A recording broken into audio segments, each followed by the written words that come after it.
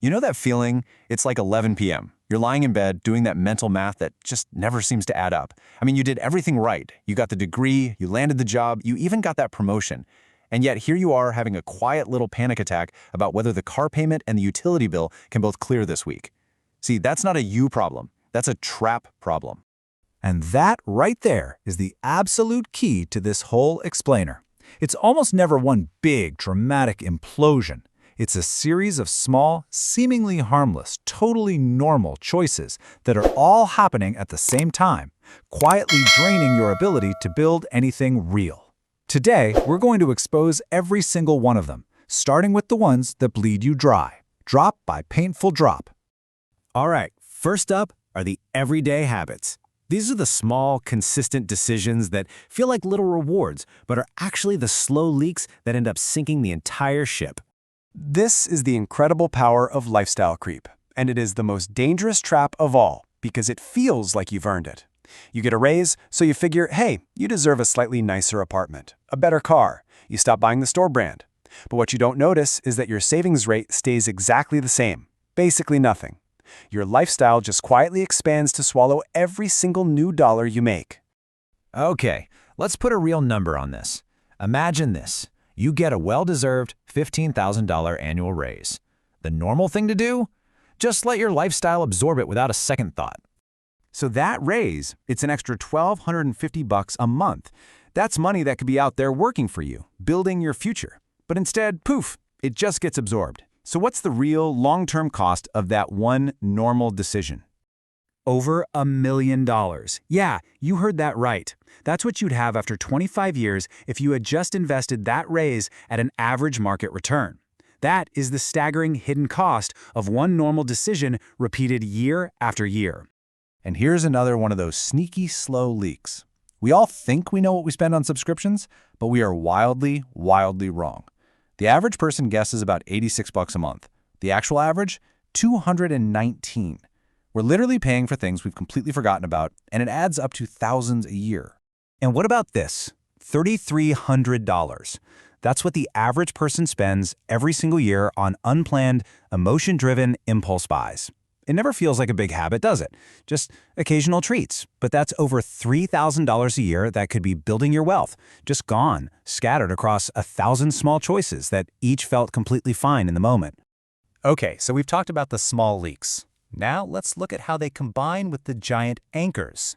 These are the big-ticket debt decisions that lock people in place for years, sometimes even decades. Check this out, $772. That is the average monthly payment for a new car right now. And get this, this is the crazy part.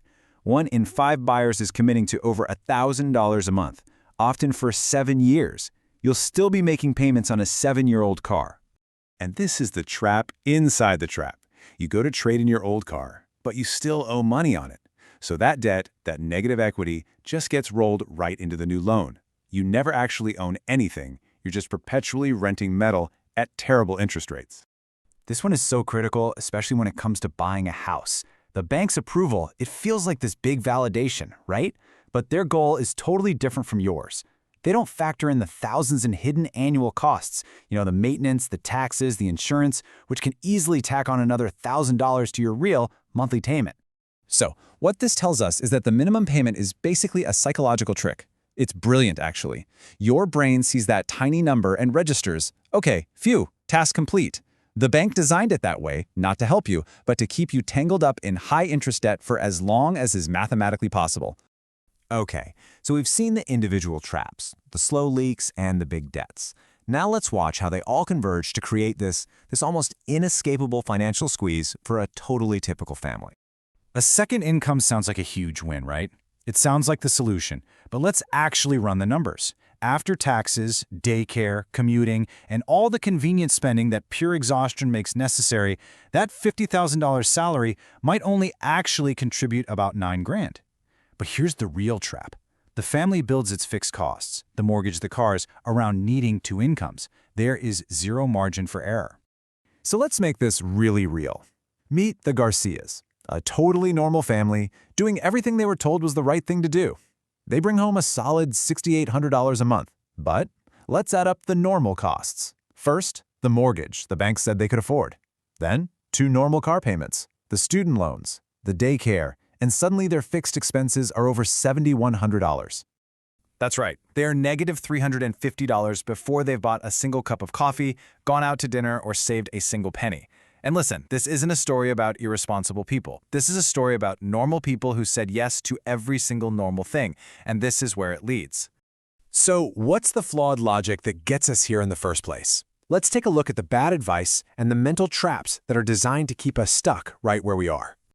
Oh, here's a classic trap: whole life insurance. It's always sold as this amazing 2-for-1 investment and insurance product, but just look at the math.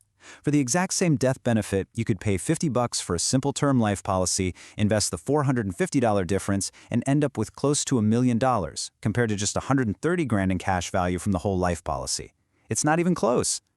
And this right here is the silent, brutal damage of procrastination. Our brain, it just treats the future as less real than the present, so we put off saving. But because of the magic of compound interest, waiting just 10 years to start investing the exact same amount of money can cost you over half of your potential nest egg. A $700,000 mistake.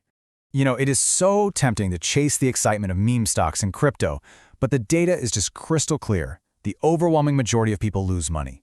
The boring, simple S&P 500 index fund, which is really just a low-cost way to own a tiny piece of the 500 biggest companies, it doesn't have a great story. It's not exciting, but it has one thing the others don't: a long, consistent history of turning money into more money. So, we've pretty firmly established that normal is the problem. So, what in the world is the solution? What's the way out of all this? The way out starts by redefining the goal itself. The goal isn't to be normal, because normal today means living paycheck to paycheck with a mountain of debt.